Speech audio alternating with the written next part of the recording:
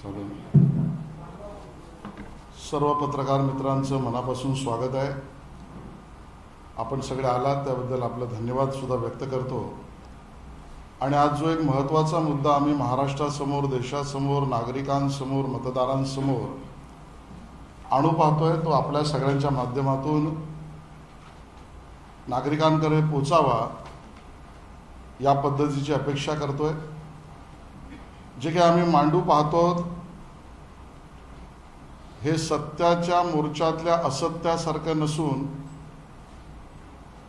हे व्यावहारिक आणि उघड डोळ्याने दिसणारं सत्य आम्ही मांडतो आहोत. आणि त्यामुळे सुरुवातीलाच या भूमिका मला स्पष्ट करायची आहे की यामध्ये मतदारांमध्ये आम्ही भेद करू इच्छित नाही, पण जे करतायत त्यांना उघडं करू पाहतो.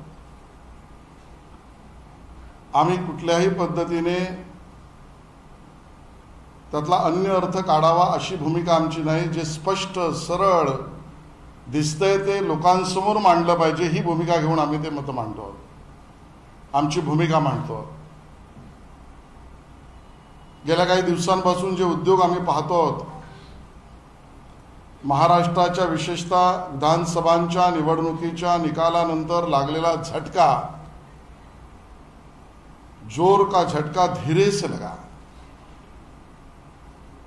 या पद्धतीने जो झटका लागला त्यानंतर दिल्लीतल्या पप्पूपासून गल्लीतल्या पप्पूपर्यंत सगळेजण जी भूमिका मांडतायत त्याला बेनकाब करण्याचा आमचा हा सरळ भूमिका आम्ही त्या ठिकाणी मागतो. कारण नकाब घातलेल्यांनाच बेनकाब करावं लागेल हेही आम्हाला स्पष्ट करायचे की निवडणूक आयोगाच्या वतीने आम्ही उत्तर देणार नाही, देत नाही आहोत, हा विषय नाही. आणि म्हणून खरं तर जी काही विरोधी पक्षाची महाराष्ट्र विकास आघाडी, विशेषतः उद्धवजी ठाकरे यांचा पक्ष आणि राज ठाकरे यांचा पक्ष यांच्या सातत्याने भूमिका बघितल्या तर लक्षात येतं की पहिल्यांदा मतदान यंत्रावर प्रश्न उपस्थित करा, मग मतदार यादीवर प्रश्न उपस्थित करा, मग निवडणूक आयोगावर प्रश्न उपस्थित करा, मग निवडणूक आयोगात काम करणाऱ्या कर्मचाऱ्यांवर प्रश्न उपस्थित करा आणि मग निवडणुकीच्या निकालावर प्रश्न उपस्थित करा. एक ठरवून अशा पद्धतीचं नियोजित फेक नरेटिव्हची बांधणी आहे. हा भाग वेगळा की मुंबईकर किंवा महाराष्ट्रातले नागरिक या फेक नरेटिव्हला केराची टोपली दाखवतात.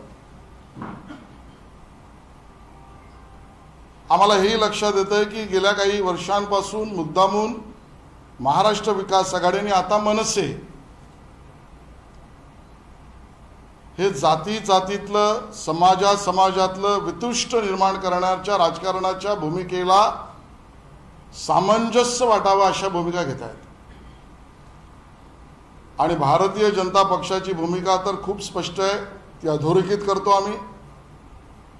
Justice for all, appeasement of none, सर्वांची न्यायिक पण तुष्टीकरणाच्या विरोधात ही आमची भूमिका पूर्णपणे स्पष्ट आहे.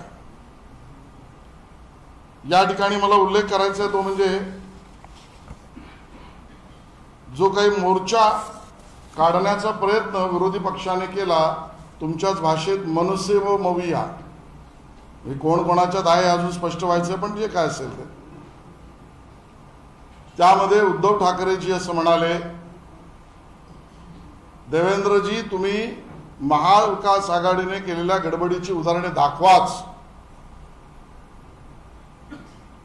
दूध का दूध पाणी का पाणी होऊ दे, हे विधान उद्धवजींचं. पुढे जाऊन ते म्हणाले, मतचोरी दिसेल तिथे लोकशाही मार्गाने फटकवा.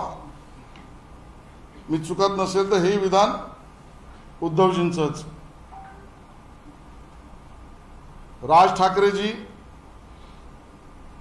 यांनी ज्या भूमिका मांडल्या त्यामध्ये दुबार मतदारांना सरळ फोडून काढा, दुबार मतदारांना बडव बडवा आणि ते म्हणताना म्हणाले एक टेम्पोभर पुरावे मी आणलेत. आणि मग या सगळ्यामध्ये भाषण करताना ते काय बोलले, कारण आजकाल इव्हेंटचा जमाना आहे, तुम्हालाही लाव रे तो व्हिडिओ आवडतो, म्हणून मी माझ्या सहकार्यांना म्हणणार आहे की नेमकं राज ठाकरे बोलले काय आणि कोणाबद्दल बोलले आणि कुठल्या मतदारांबद्दल बोलले